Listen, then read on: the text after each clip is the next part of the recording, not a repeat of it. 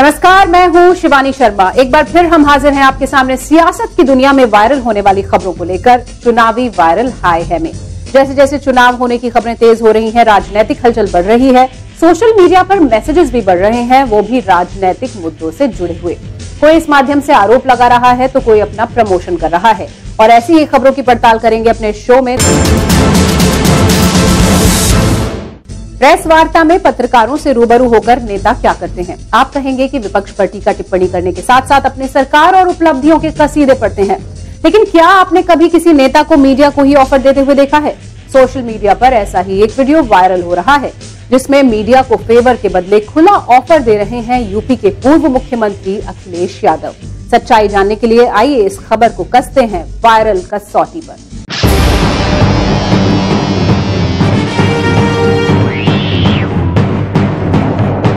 बीते दिनों उत्तर प्रदेश के पूर्व मुख्यमंत्री अखिलेश यादव ने एक प्रेस कॉन्फ्रेंस में भारतीय जनता पार्टी पर तीखा हमला बोला। इस मौके पर उन्होंने कहा कि बीजेपी देश की सबसे झूठी पार्टी है। वही राजनीति में तो ऐसे पानी पी पी कर विरोधी पार्टियों को कोसना देखा और सुना था, लेकिन यहाँ कुछ ऐसा भी हुआ जो सोशल मीडिया पर वायरल हो गया।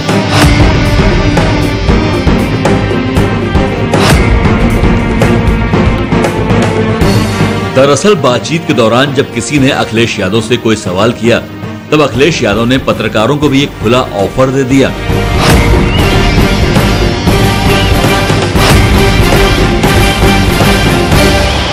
अगर आप अपने कार्य में अच्छी रहेंगी तो कई पत्रकारों को हमने यशवार्ती दिया है, तो 50,000 महीना आपको मिलेगा। इसलिए आपको समाजवादी पार्टी की स्टोरी अच्छी लिखनी पड़ेगी।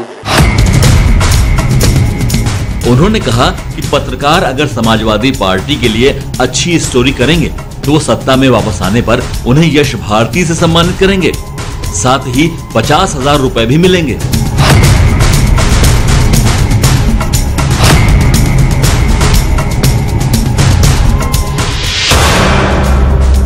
कहीं देखा है कभी ऐसा खुला ऑफर? क्या सत्ता के लालच में पूर्व मुख्यमंत्री मीडिया से ही सौदेबाजी करने लगे? ऑफर के जरिए क्यों की जा रही है फेवर की बात? भाई गठबंधन तक तो ठीक था, लेकिन खुलेआम ये सौदेबाजी, वो भी उस मीडिया से जो सच के लिए दूध का दूध और पानी का पानी कर देती है। अगर आप अपने कार्य में अच्छी रहेंगी तो कई पत्रकारों को हमने यशवार्ती दिया है, तो 50,000 महीना आपको मिलेगा। इसलिए आपको समाजवादी पार्टी की स्टोरी अच्छी लिखनी पड़ेगी। अखिलेश यादव के इस बयान को लेकर उन पर जमकर निशाना भी साधा गया।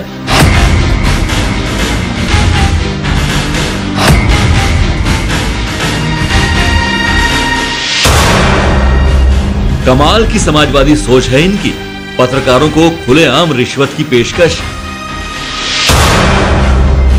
लगता है चौथे स्तंभ को आपका प्रलोभन पसंद नहीं आया।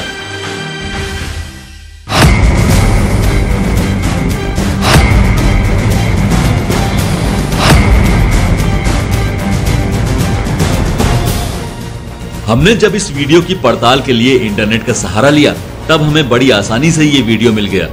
इस वीडियो को 21 जनवरी 2019 का बताया जा रहा है। आइए आपको इस वीडियो के और अंश दिखाते हैं, जहां पत्रकारों संग वार्ता करते हुए अखिलेश यादव ने वर्तमान प्रदेश सरकार को विकास कार्यों के नाम पर आड़े हाथों लिया।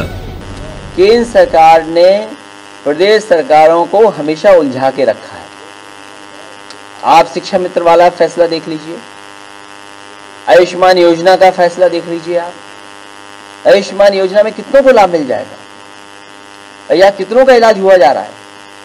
फसल बीमा की पोल खुल गई, और कई प्रदेश ऐसे हैं जो फसल बीमा को चाहते ही नहीं है। आप तो केंद्र ने बहुत सारी योजनाएं बनाई ऐसी जिसमें प्रदेश सरकारें और प्रदेश उलझा रहा। आने वाले समय में कुछ फैसले ऐसे हों, उस पर भी कई बार पॉलिटिकल पार्टीज में चर्चा हुई है। तमाम मुख्यमंत्री इस बात पे चर्चा करते हैं, कोई रास्ता ऐसा निकले जिसमें प्रदेश को कम से कम कुछ आज़ादी तो हो कुछ योजनाएं चलाने के लिए। मैं चाहूंगा साधु संतों को पेंशन कम से कम 20,000 रुपए मिलना चाहिए महीने। इस वीडियो में दिख रहा है कि कई सवालों के जवाब में पूर्व मुख्यमंत्री हल्के फुल्के मूड में नजर आ रहे हैं। साथ ही साथ वो समाजवादी पेंशन भी शुरू हो जाए और जो यश भारती से हम सम्मान देते थे तमाम अपने प्रतिष्ठित लोगों को, सम्मानित लोगों को 50,000 रुपया महीना वो भी मिल जाए।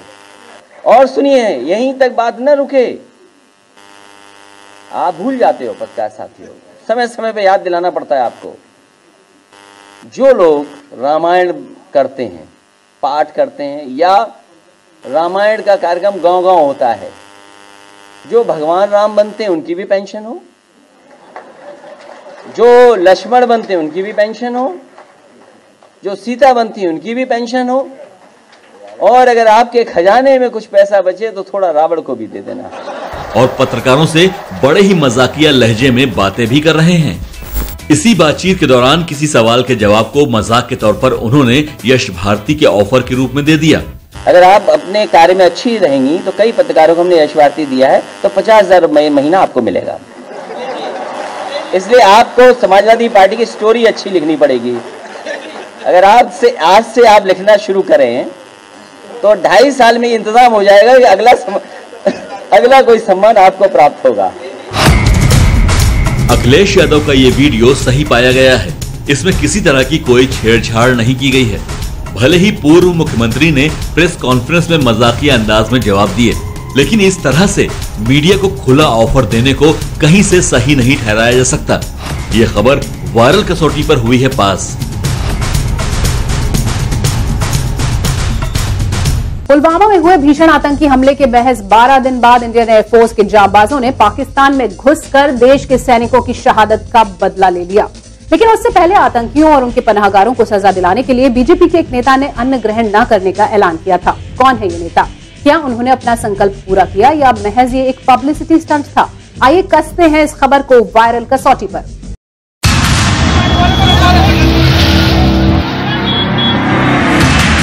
14 फरवरी पुलवामा में हुए आतंकी हमले में शहीद हुए सैनिकों का 26 फरवरी को आतंक के गढ़ में घुसकर बदला ले लिया। इस अभूतपूर्व कार्यवाही के बाद पूरे देश में उत्साह की लहर दौड़ गई। ऐसे में सोशल मीडिया पर एक पत्र वायरल हो रहा है जिसमें लिखा है, संकल्प, सम्मानित देश के वीर सैनिक बंधु, 14 फरवरी 2019 को आतंकियों द्वारा भारतीय सैनिकों पर किए गए बर्बर हमले में शहीद सभी सैनिकों के सम्मान में एवं आतंकियों पर कठोर कार्यवाही तथा आतंकियों के शरणदाताओं पर कठोर कार्रवाई करने हेतु माननीय नरेंद्र मोदी प्रधानमंत्री भारत सरकार के संकल्प को मजबूत करने एवं शहीद सैनिकों के परिजनों को न्याय मिलने तक मैं भी संकल्प लेता हूं, तब तक अन्न ग्रहण नहीं करूंगा। आपका रामनिवास यादव, जिला अध्यक्ष भाजपा लखनऊ। लेटर हेड पर जारी इस पत्र पर ऊपर गौर कीजिए। वहां तारीख लिखी है 17 फरवरी 2019। सोशल मीडिया पर यह संकल्प पत्र वायरल हुआ, फिर उसको लेकर बातें होने लगी।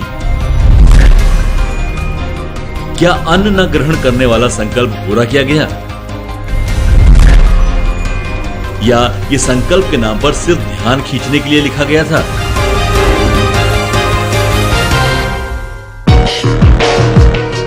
इन सवालों का जवाब सिर्फ रामनिवास यादव से ही मिल सकता था।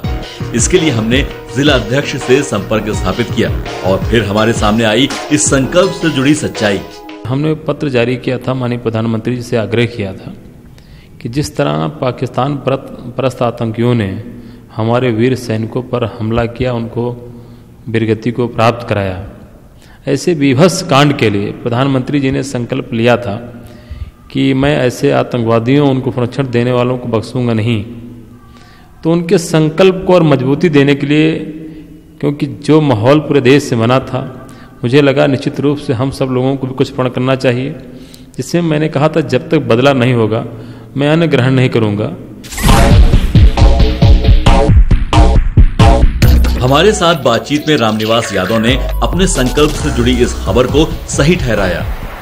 उन्होंने अपने पत्र में लिखे संकल्प को पूरा किया और जब भारतीय वायुसेना ने 26 फरवरी को आतंक के गढ़ में घुसकर दुश्मनों को नेस्तनाबूद किया, तब पूरे देश के साथ साथ रामनिवास यादव भी खुशी और उत्साह से भर गए और उन्होंने अन्न त्याग के अपने संकल्प को पूरा मान लिया। इसलिए हमारी पड़ताल में संकल्प से जुड़ी ये खबर वायरल कसौटी पर हुई है पास।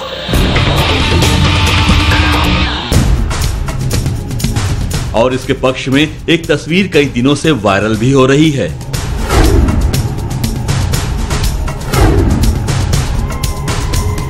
इस फोटो में प्रधानमंत्री नरेंद्र मोदी और पूर्व भारतीय क्रिकेटर अनिल कुंबले एक साथ नजर आ रहे हैं।